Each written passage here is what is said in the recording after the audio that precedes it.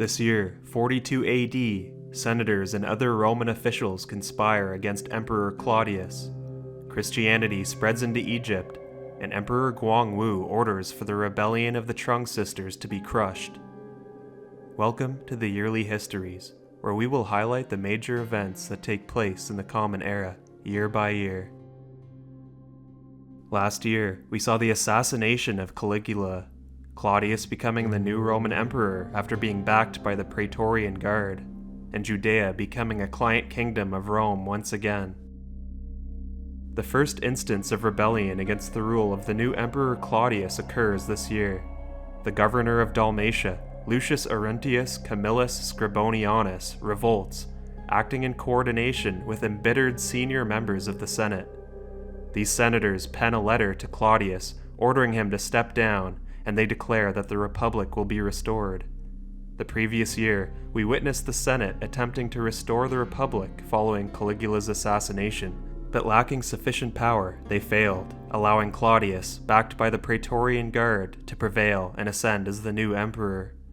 Now returning to this year, Scribonianus attempts to raise 2 legions for his revolt, but they turn on him and murder him. This does not entirely put an end to the Senate's disdain for Claudius, so he must remain vigilant. However, with the Praetorian Guard on his side, his position appears to be secure. Ostia is the primary seaport of Rome, located at the mouth of the Tiber River, serving as a major hub for trade and grain shipments. According to tradition, Ostia was founded in the 7th century BC by Ancus Marcius, the 4th king of Rome, as a military outpost to control salt production and protect Rome's coastline. Claudius initiates the construction of Portus, a massive artificial harbor located on the right bank of the Tiber River near Ostia, to improve Rome's grain supply and trade infrastructure. The new port is necessary because Ostia's existing harbor is inadequate for handling large shipments, often leading to supply shortages, especially during storms. The project includes the excavation of a large basin, the construction of breakwaters, and the erection of a lighthouse.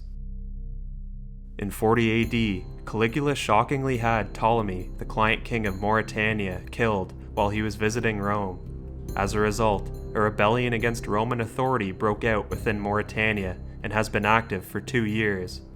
Claudius yearns to see the rebellion snuffed out and the kingdom officially annexed as a Roman province. This year, the Romans take control of the strategic port city of Septim. Its capture allows Rome to establish a stronger presence in the Western Mediterranean, particularly by controlling access between the Mediterranean Sea and the Atlantic Ocean. However, the rebellion still rages on in other parts of the kingdom.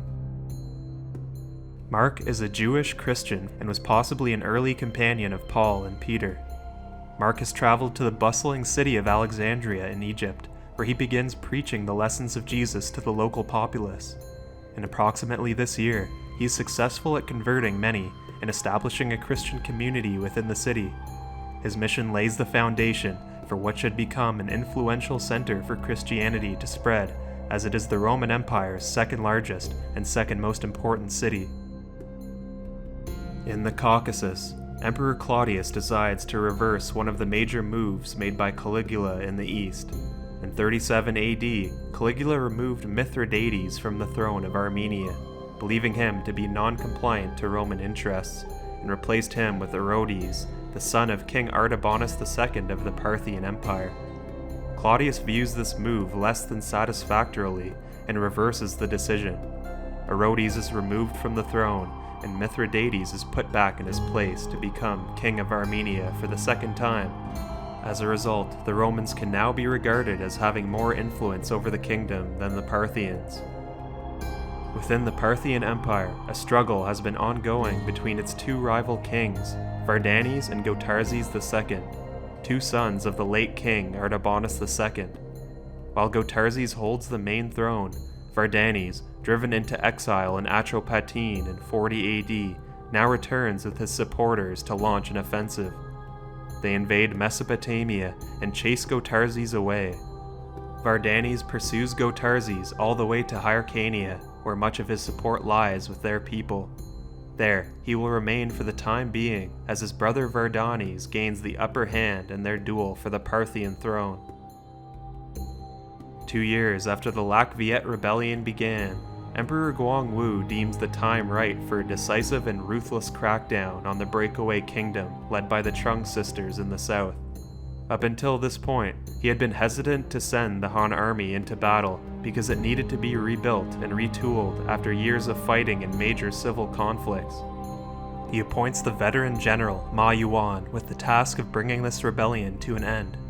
Ma Yuan has recently defeated a rebellion of Tibetans elsewhere, so his experience will be valuable to this effort. Ma Yuan reaches the south and raises up an army of 20,000 local inhabitants, along with a fleet of supply ships which will sail towards Lien Lao. By the end of the year, the invasion has commenced, and the newly raised imperial army begins its tedious march through rugged highlands and malaria-infested swamps. We will leave this year, 42 AD, with Claudius making moves to strengthen the Roman economy, Mark promoting the teachings of Jesus in Alexandria, and Ma Yuan beginning to campaign against the Lac Viet rebels. If you enjoyed this video, please like and subscribe to be notified when the next iteration of the yearly histories will be released. Thanks for watching, and I will see you next year in 43 AD to continue the fascinating stories of the world of antiquity and cover its major events.